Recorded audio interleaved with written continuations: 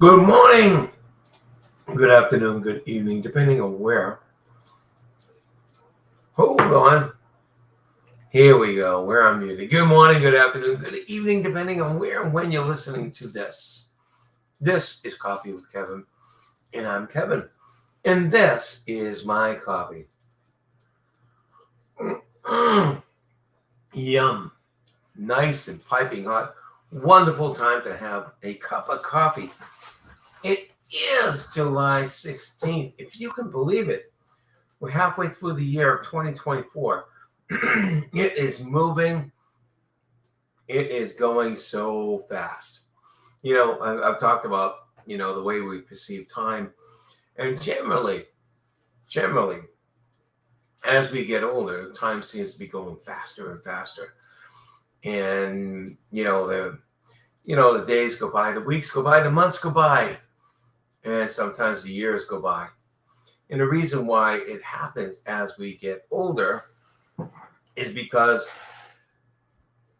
a day in the life of a 50 or 60-year-old is such a short thing compared to the day in the life of a 10-year-old or 20-year-old.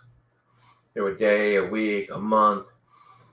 They're much shorter parts of our lives when we're younger and much smaller parts of our lives when we're older. So that's one of the reasons why that happens.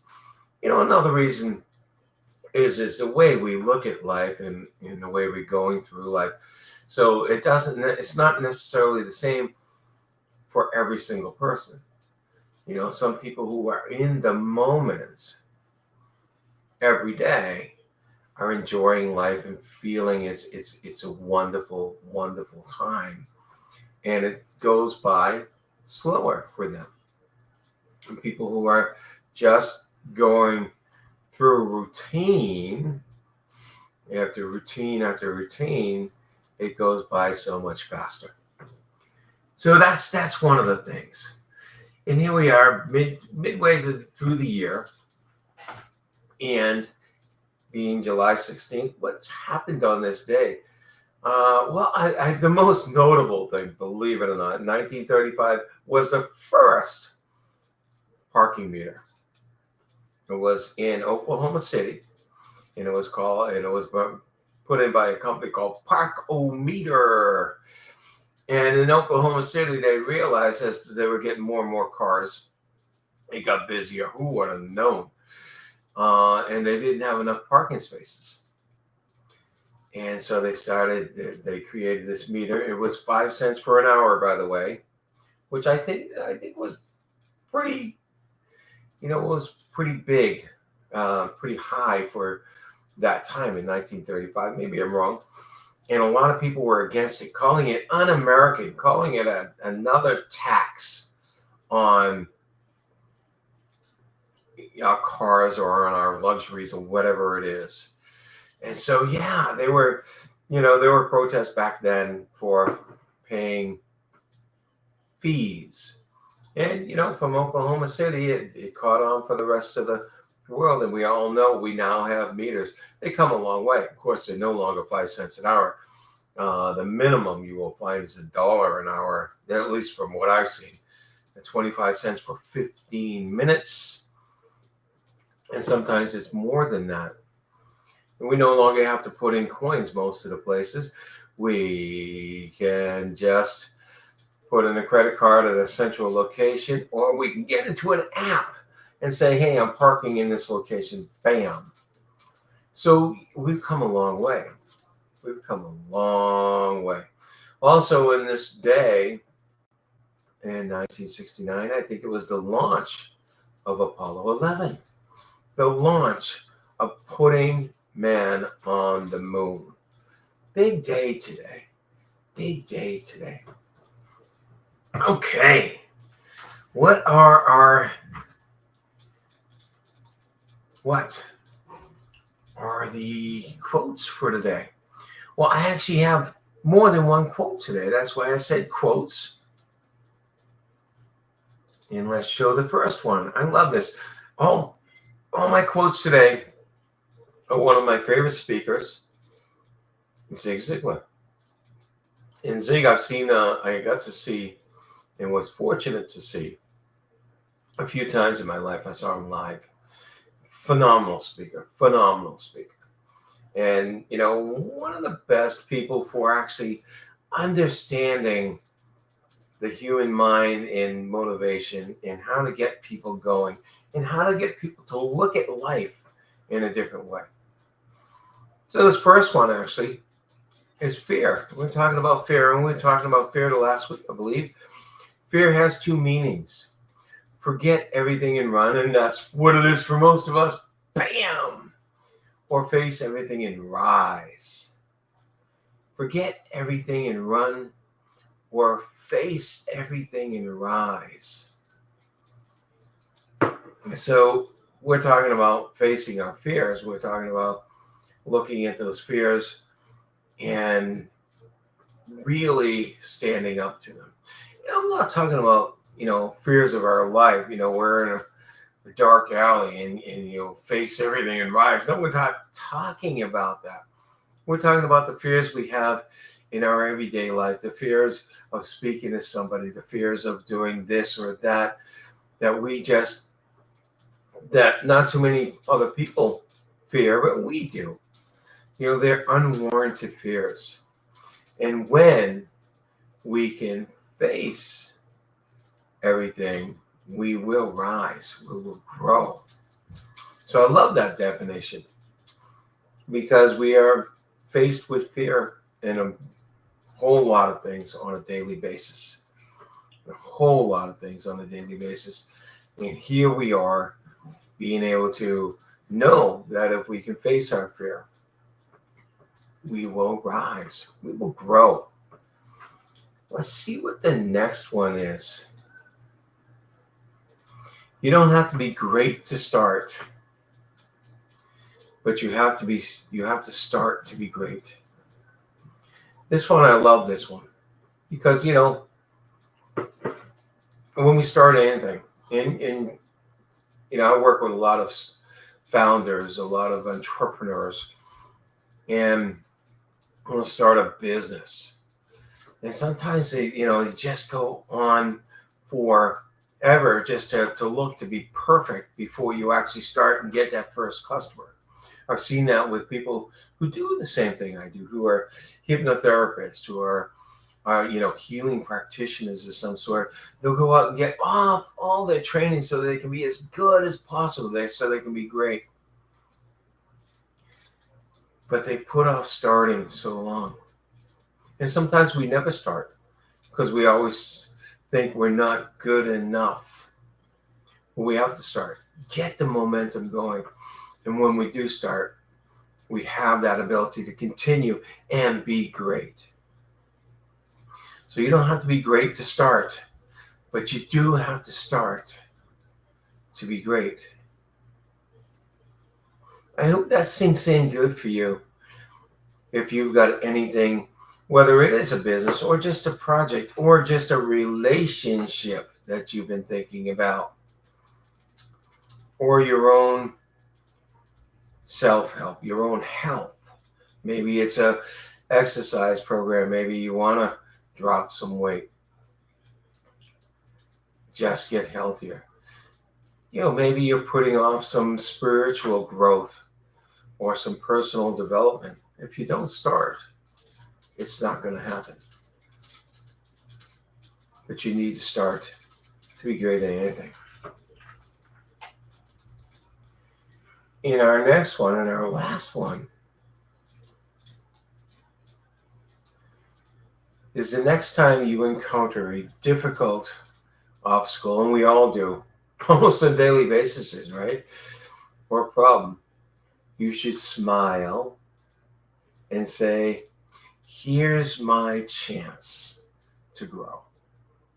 You should smile and say, here's my chance to grow.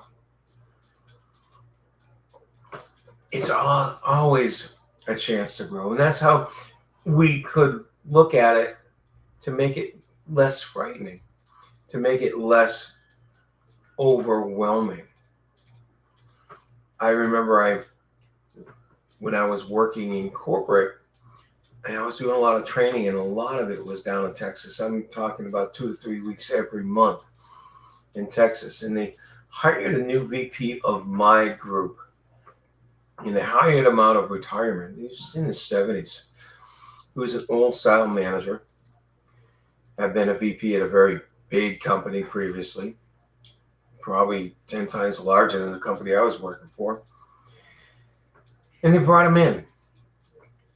And for some reason, he and I didn't get along together. And when I was doing training, and it was mostly internal employees, thank God, he would come into my classes, introduce himself, and then downrate me. He would actually sometimes tear me down, be very sarcastic, tell jokes about me in front of my class, in front of me.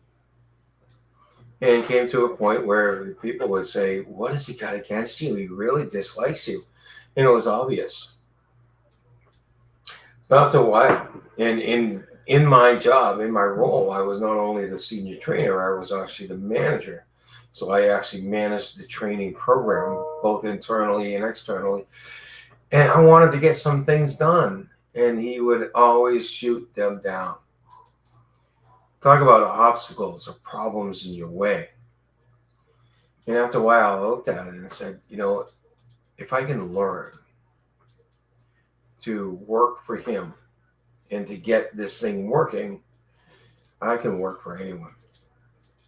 Because he was the absolute most difficult manager I've ever worked for.